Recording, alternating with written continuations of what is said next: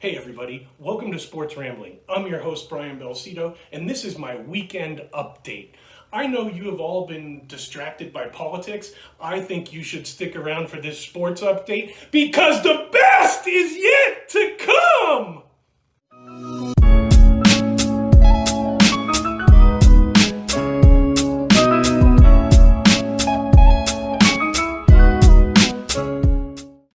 Hey everybody, welcome to another episode of Sports Rambling. I'm your host Brian Belcito, and today is Tuesday, August 25th. I just wanted to check in with you, see what's good out there, give a little update on what's going on in sports. I hope everybody had a great weekend this past weekend. I know for myself, it's been about a week and a half of wall-to-wall sports. I've been really enjoying the playoffs, the NBA playoffs, the NHL playoffs. Been enjoying that baseball seems to have their stuff together and is in a good groove, getting towards, well, they're about at their midpoint. So I'm really happy to see that all that stuff is going well and going smoothly, especially the two bubbles that are containing the NHL and the NFL, or excuse me, the NBA playoffs. So that's where I want to start. I want to kick this show off with talking about what's been going on in the NBA playoffs. So yesterday was 8/24, which I know in SoCal they call that now Kobe Bryant Day because those are the two numbers that he wore during his career. R.I.P. to the Black Mamba. So that was a tough moment at the beginning of the year, kind of just a real somber moment in the sports world when we lost Kobe Bryant. But the Lakers came out yesterday with a 2-1 lead on the Portland Trailblazers, and they completely tuned up the Trailblazers while they were wearing some uniforms to honor Kobe Bryant. The Lakers are playing some good ball after losing the first game of this series to the Blazers. The Blazers came in hot, but I think the Blazers may have run out of gas in the bubble during the seeding games. Every game for the Blazers was close, and every game was like a playoff game. They squeaked it out to get into that play-in against the Grizzlies. Made some big shots the whole time, Dame and Melo and CJ McCollum and Gary Trent Jr., but it seems like they've run out of gas against LeBron and AD, who are just playing really well. LeBron's playing pretty amazing stuff that guy's doing. Huge numbers after so many years in the league, all the miles on his tires.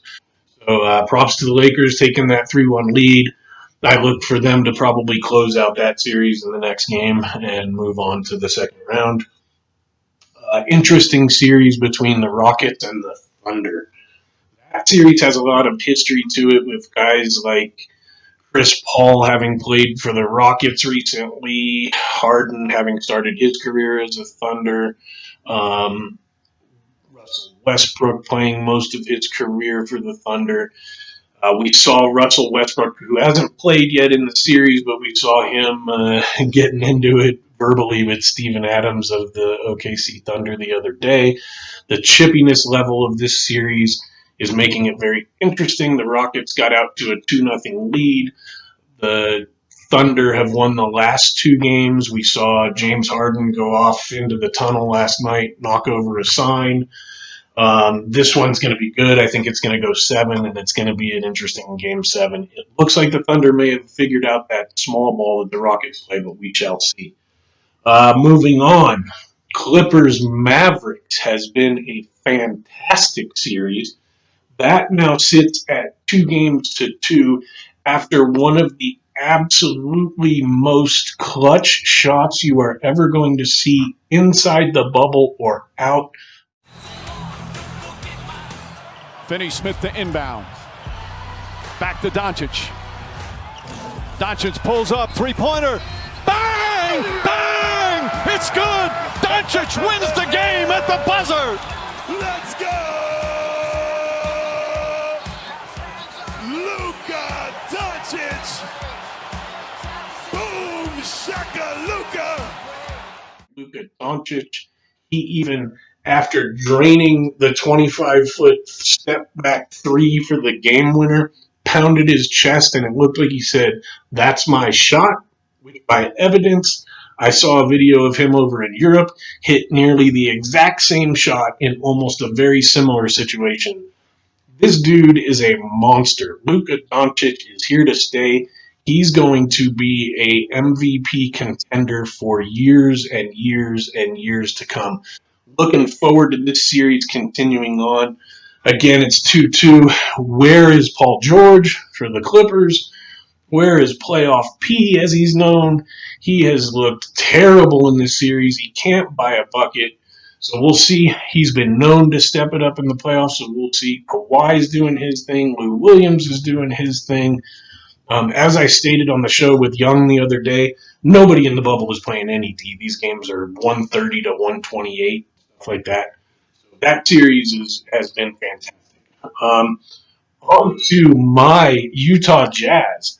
Now, admittedly, I had them going out in this series probably getting swept after they lost their chance in game one, going into overtime with Donovan Mitchell scoring 57 points and losing the game.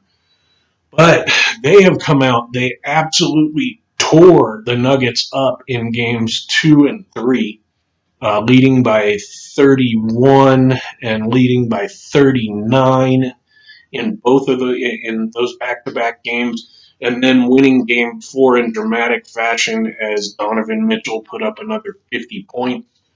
Only other two players to have two 50-point games in a playoff series are Michael Jordan and Allen Iverson.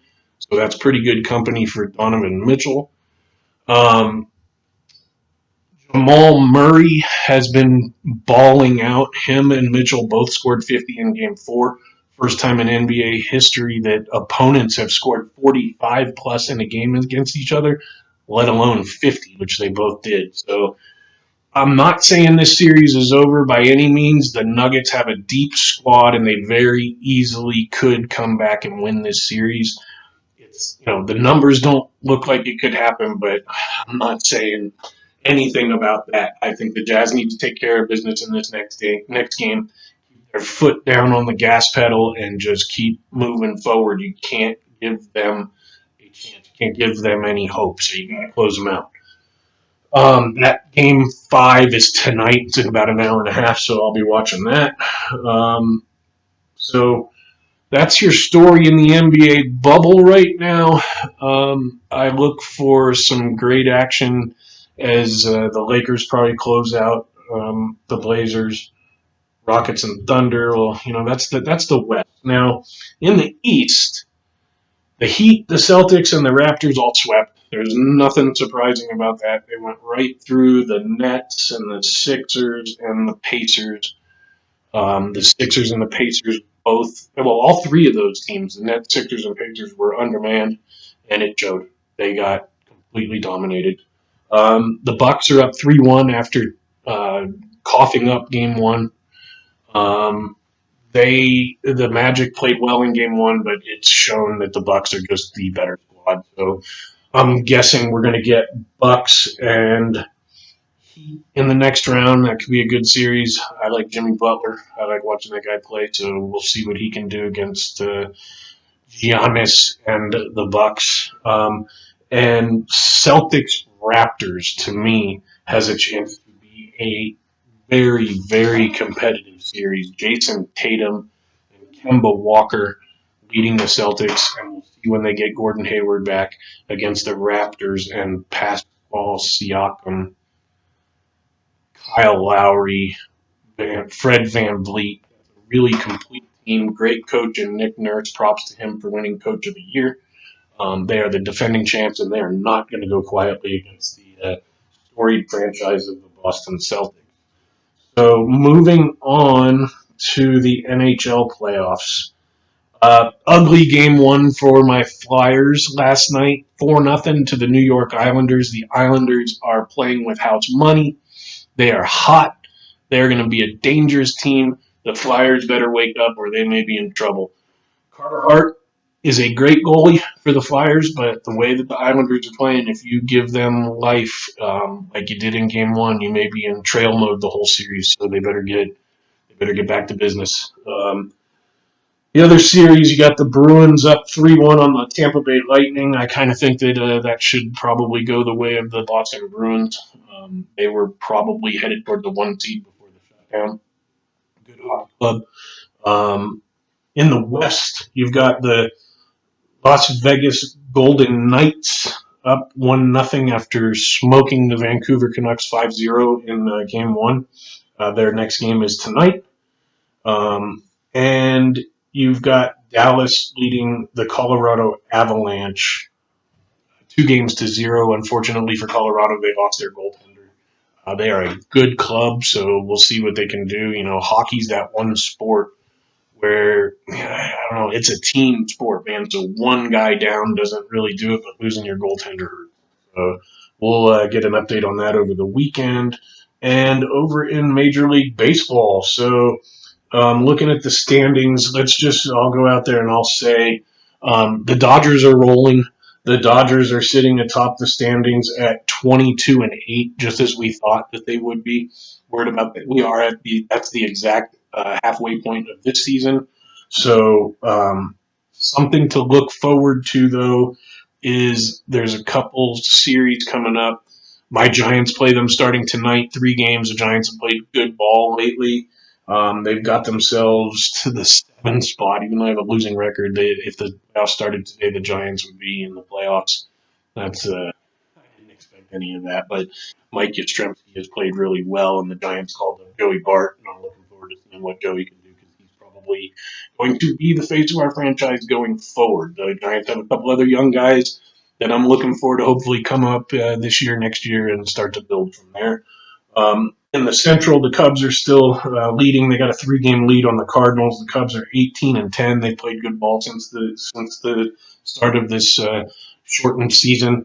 The Atlanta Braves are 16-12. They just called up a young pitcher by the name of Ian Anderson, who looks to be their ace going forward for the next 10, 12 years, as Braves fans would hope for. So they've got a 1.5-game lead on the surprising Florida Marlins. The other team to look for in the National League is coming out of the West, and that's the San Diego Padres. These guys are playing out of their minds. And why did I call them San Diego? It should be Slam Diego, because they just had a run of 5 Grand Slams in 6 games, a Grand Slam in 4 straight games, unheard of production. Fernando Tatis Jr. is an absolute stud. I'm not even going to justify that stuff last week where they were talking about him swinging 3-0. Unwritten rule. I never even heard of that unwritten rule. I played baseball forever, never even heard of it. It was a 7-run lead. It was not a safe lead. Not the way baseball is these days. Nothing is safe. So swing away. I mean, 2 or 3 nights later, you had the Phillies jump out to a 7-0 lead on the Blue Jays. Is that a blowout? No, they lost. So get out of here with the unwritten rule. Fernando Tatis Jr. is the future of baseball. He's one of the faces of the future of baseball. So watch out for the San Diego Padres. If I was the Dodgers, I would keep one eye in the rearview mirror as the season goes along for those guys. It'll be interesting to see the Padres in the playoffs, hopefully. So in the American League, the Twins and the A's both have a 20-10 record, with the Yankees at 16-9. Those 3 teams seem to be the best teams over there, along with Tampa Bay. Tampa Bay's really good. The Yankees are dealing with some injuries, so Tampa Bay is staying right with them. Right now, it's almost a dead heat with them record-wise. Yankees get healthy, they're probably clearly the best team talent-wise, but the Tampa Bay Rays are an organization that always gets it done. They're like the Oakland A's, who always get it done too, with bad stadium, not always a full house, but young players that know how to get it done. So in the Central, the other team that I would say to watch for, the White Sox and the Indians are 2.5 back of the Twins. The White Sox have been matching Luis Robert, Jose Abreu, Yon Moncada, Tim Anderson, then Yasmani Grandal. The White Sox are just hammering the ball. So I think the playoffs are going to be fun. I think I nailed something at the beginning of the season when I was on the Let's Talk Baseball podcast network with my boy Jake Robinson, and that was, I said I look for this baseball season to be offense, offense, offense. Usually I'm about pitching winning it all, but with a short season, the teams are watching their pitchers' arms, and it's just been offense, offense, offense, and that favors a team like the White Sox, especially since they're missing their young stud pitcher. So there you have it in baseball, folks. So Like I said, I just wanted to run through, give a quick update on what was going on this week in sports. What I'm looking forward for the rest of the week is the NBA playoffs, the NHL playoffs, more action in baseball. One other thing, Dustin Johnson absolutely killed it last week on the PGA Tour. The other majors are coming up. It's going to be a fun time in sports. So that's it for me today on Sports Rambling. I appreciate anybody following, sharing, clicking, watching, enjoy. Any support you can give me. It's much love from Dewey, Arizona, the Sports Rambling studio here. I am out. Thank you again and have a great night.